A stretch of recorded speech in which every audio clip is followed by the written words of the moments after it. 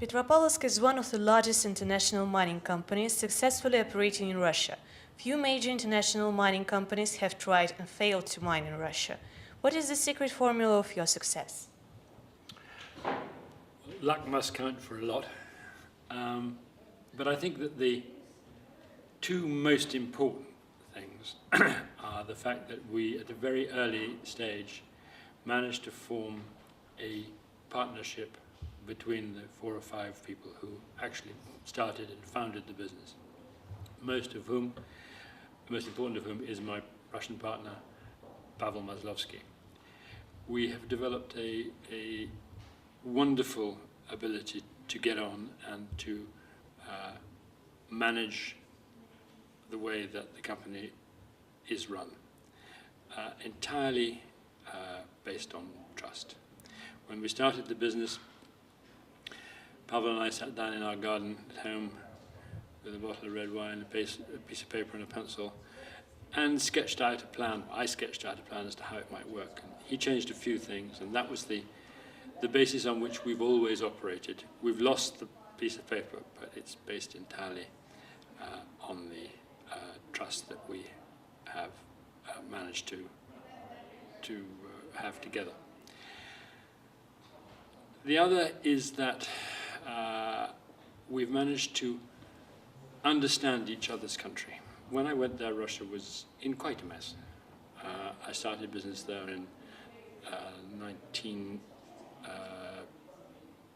79, 80, and it was a very different country then to what it is now. And we've survived some pretty rough times there. But we had to learn, I had to learn what life is like in Russia and how to operate there, and the differences between Russia and the West. And they had to understand what it's like being European or American or Western. And the fact that we've been able to bridge that gap, for the Russians to understand what it's like to be British, and for the British to understand what it's like to be Russian, is really the secret of success. Mr. Hambro, where do you see the future of the gold mining industry in Russia going? And what are the factors that currently affect development of Russia's gold mining industry? Well, Russia is no different from any other country in the world, and the gold mining industry is changing.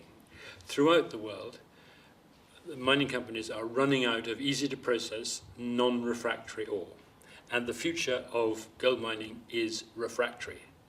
And the future of gold mining in Russia is particularly so because some 80% of its reserves and resources, known reserves and resources, are refractory.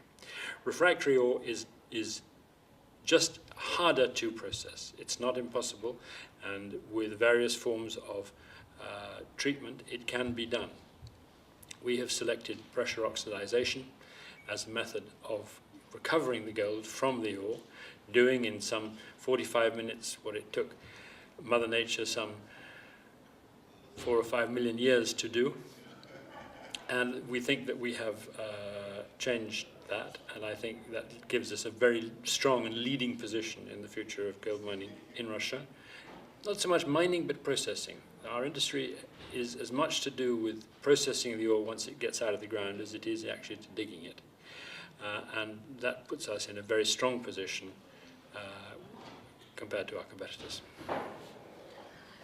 The ongoing economic slowdown had a significant impact on the international financial markets.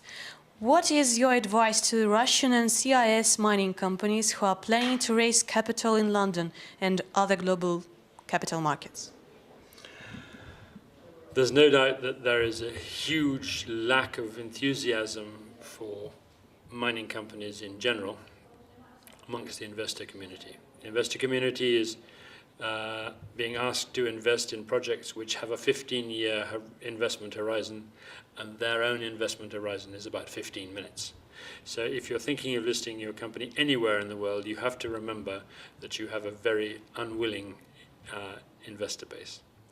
I think that the changes that are being introduced on exchanges make it more and more difficult for mining companies, particularly junior mining companies, to raise public capital. And my advice to anybody was, if you're a junior mining company, much better to go to the private equity market to start with than to go anywhere near a securities exchange. Thank you very much.